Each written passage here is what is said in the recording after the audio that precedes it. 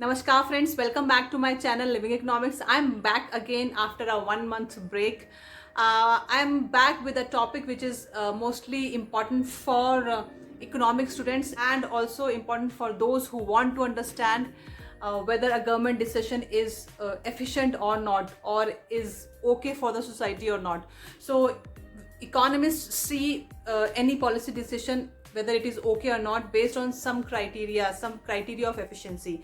Today I'm going to discuss about Kaldor-Hicks efficiency, which is one of the criterias which suggests that a policy making, a decision making by the government is efficient or not. So Kaldor-Hicks are the two economists, Nicholas Kaldor and John Hicks, and they have formed an idea of what policy or decision making by the government or any organization will be called as efficient.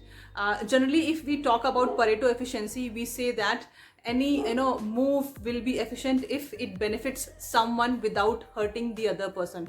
But in general, in reality, this is a quite difficult for us to achieve. Any policy definitely will have some gainers and some losers. So that means if we go by Pareto efficiency, we will not be able to decide on any policy which has to be adopted by the government or the organization for the benefit of the people. So we check whether any policy is efficient or not based on the criteria given by Nicholas Kaldor and John Hicks. So they say that any policy or decision making of a government would be efficient if there is a net gain. So there will be some gainers, there will be some losers, but the amount of gainers or the total value of gain will be more than the total value of loss. Or in other words, they say that the gainers are able to compensate hypothetically the losers, and still if they have some surplus available to them, then that policy or that decision or that move by the government or any organization will be called as efficient. I'll give you one example, very simple example. Let's say we're talking about building an airport. Now there will be some gainers because of this, and there will be some losers. Let's say the gainers are the passengers, the people who will be employed over there over the airport, and the losers may be the local residents who will be finding it difficult. For them it will be really problematic that there will be too much of traffic jam and too many flights taking off and landing, so too much of noise. And also loser will be the environment of that area. So now whether this decision of airport building is efficient or not based on Kaldor-Hicks criteria, we will see. So let's say that the total amount of gain which we receive in terms of dollars or in some terms of any money or currency, let's say is $200.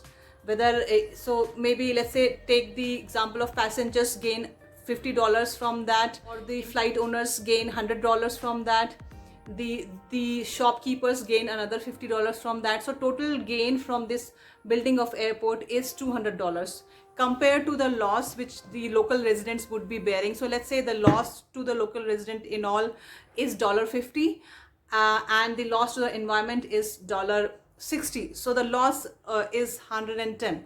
Now out of 200 gain which is there because of this move of airport building, 110 can be compensated to the losers and they will be at neutral position. Still you have some $90 gain, which is a net value, which is a net surplus created because of this policy of airport building. So this airport building will be called as efficient as per the Kaldor-Hicks criteria. On the other hand, if the losers have much to lose compared to the gainers, for example, let's say losers lose $250 and the gain is only 200, then this policy of airport building in that particular area will not be called as efficient. So this is what is Kaldor-Hicks efficiency. To know more about economic efficiency, please stay tuned to the channel Living Economics. Subscribe if you have not done yet, and share it with your friends. So that you understand, even if you're not economist, even if you're not the student of economics, you exactly understand whether a policy is efficient or not with this criteria. There are many criticisms to that, but let's stick to understand what Kaldor-Hicks efficiency is. And you may have many criticism which you may write in the comment box. So let us contribute our knowledge to the society. Thanks for watching. Stay tuned. Take care. Bye.